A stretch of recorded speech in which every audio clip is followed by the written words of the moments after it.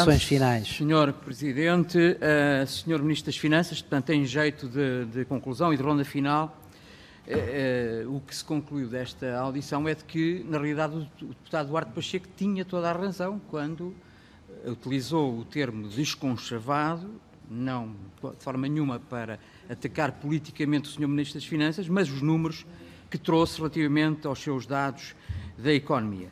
Dizer-lhe desde já que não estarei colado em nenhuma notícia de última hora, estarei sim, ainda bem que o Sr. Ministro das Finanças trouxe, vou-me colar sim ao documento dos tais economistas que, para o Partido Socialista, se constituiu como uma bíblia para a sua governação.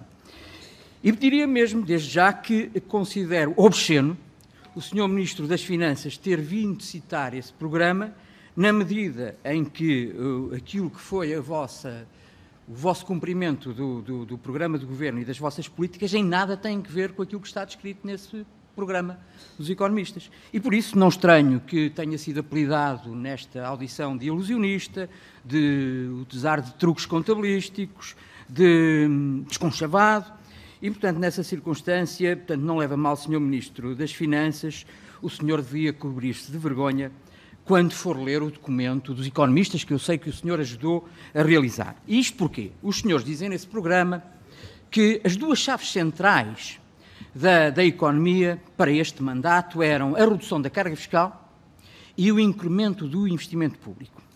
Quanto à redução de carga fiscal, ao contrário de aliviarem, que era o que lá dizia, aumentaram-na. E se não vejam, não só não cumpriram a meta de redução de 2,1%, 2,1%, senhores deputados, ainda aumentaram 0,3%.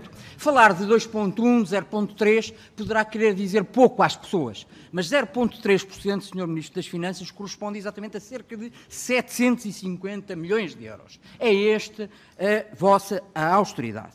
E, portanto, o senhor Ministro das Finanças trouxe aqui hoje como uma grande notícia o aumento da carga fiscal. Depois, mais tarde, diz que reconheceu, após algumas intervenções de alguns senhores deputados, reconheceu, e nessa circunstância eu tenho que dar toda a razão ao deputado Duarte Pacheco, quando diz que os seus números são desconchavados. O senhor Ministro, a determinada altura, resolveu discriminar o tipo de carga fiscal, de aumento de carga fiscal. É verdade que há aspectos da carga fiscal que se reduziram, o IRS, impostos indiretos, mas a razão de ser está exatamente nos impostos indiretos, Sr. Ministro das Finanças. Está, como disse a Sra. Deputada Cecília Meireles, nos combustíveis, que ao longo dos últimos 3 anos foram cerca de 1.000 milhões a mais que os senhores conseguiram captar para os cofres do Estado. E isso, naturalmente, portanto, já agora eu aproveito este introito para dizer, Sr. Ministro das Finanças, que era bom que o Ministério das Finanças respondesse ao tal relativamente à evolução que tem ocorrido com a arrecadação de IVA derivada deste aumento de impostos. Para terminar, Sr. Deputado. Vou terminar, Sra. Presidente. Portanto, isto e muito rapidamente. A conclusão que podemos tirar não é que tiveram como objetivo dar rendimento disponível às famílias para melhorar as suas condições de vida. Não. Os senhores aumentaram a carga fiscal sobre as famílias para poderem, assim, arrecadar mais impostos.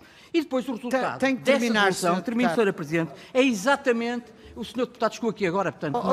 Tem que terminar. Portanto, nessa circunstância, os senhores fizeram exatamente aquilo contrário do que prometeram e aquilo que estão a devolver aos portugueses é exatamente um enorme aumento de impostos. Mas, termino, Sra. Presidente, com isto.